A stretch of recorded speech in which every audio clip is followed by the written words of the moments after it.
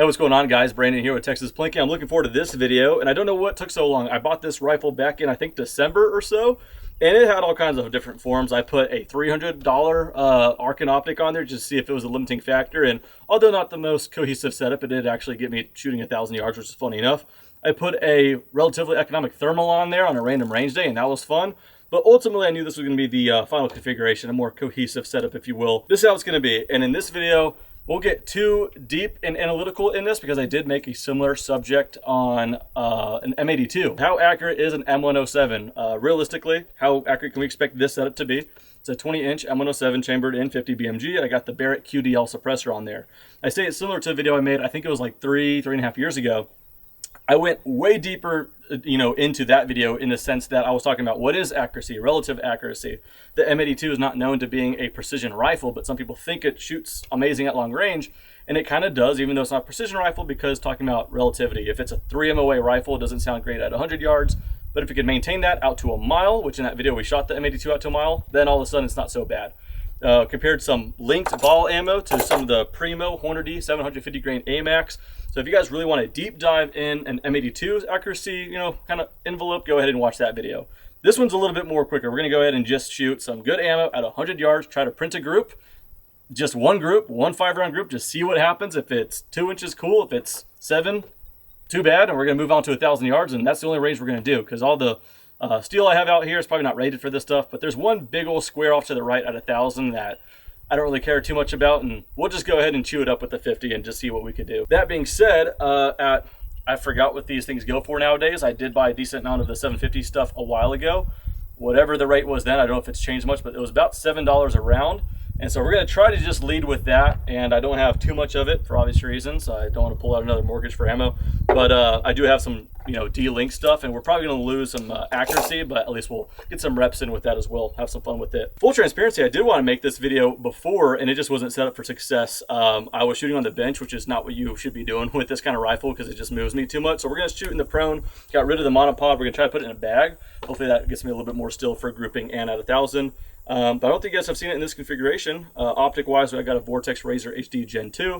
This is a 4.5 to 27 by 56, and a LaRue mount on there as well. All right, let's go ahead and start off with just 6 rounds. One of them is just going to get some temperature in the barrel, so I'm just going to donate $7 to the berm, and then we're going to do 5 rounds on cardboard at 100 yards, see what kind of grouping we do. Then we'll just have fun shooting 1,000 yards until we run out of ammo. So let's go ahead and get to it. 6 in here, like I said. I'm going to just donate $7 to the berm just to get some temperature in there, get the gun settled up. All right, let's get the party started with the middle of the berm right here. All right.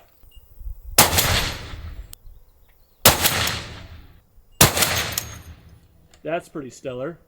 We got a flyer. Man, that was looking good. All right, well, that should be all 5 there. That was 3 touching, 1 flew off, and then 1 kind of bridged that gap. All right, trying 1,000 here. Gonna just go for the big old square all the way to the right. All right, low. Yeah, so this barrel is cutting a lot more velocity than I thought. Bottom right, don't get too excited by the flashing stuff. I think we just shook the ground a lot. I'll just come up a little bit more, come to the left a little more. Let's try to get a hit. Skipping it, we're still low. Good elevation, now we're just off by windage.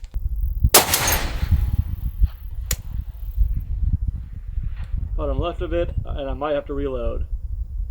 Alright, we figured it out. And right in the nick of time, because I think I only got 4 more rounds of good ammo, and then we're just going to see what kind of spread we get with the ball stuff for science. Alright.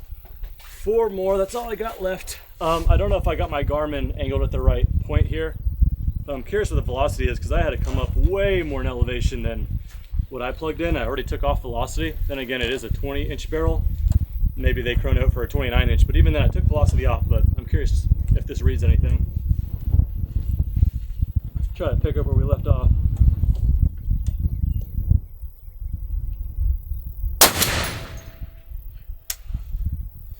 $2,463. That is much slower than I put in, so that checks out.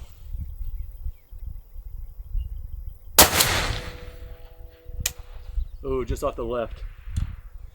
2,438.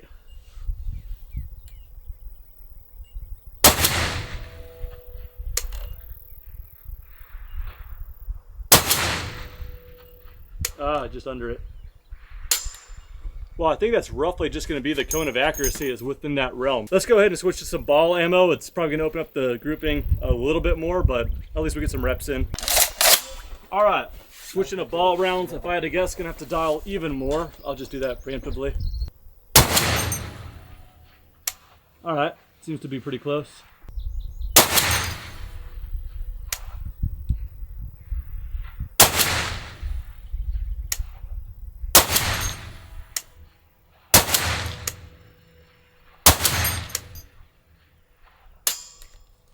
I started slowly holding higher and higher, so let's go ahead and dial a little bit more.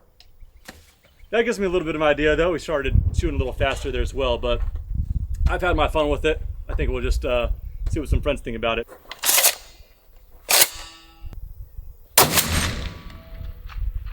Just top left of it if you want to hold it, just bottom right. Bottom right. Just below Just it. skipped. Top left of it. Oh, shit. Barely top left of it. There you go. Oh my gosh. Just to the I don't know right if it of was it. just barely right or skipped to right. It skipped in there because I saw some other splash just below it. Like I said, if you guys want some more analytical performance report, again, I recommend you check out the video I made with the M82. Got way further into it. Figured why not, but we'll go ahead and just get one grouping, no cherry picking, and that's what it was. And the first 3 rounds had me really, really excited because, if I were to measure this out, get some pictures over top as well. Those first 3 rounds, if we just called it a 3-round group, and I was so tempted to because that's $7 a round, that would have been under 3/4 of an inch.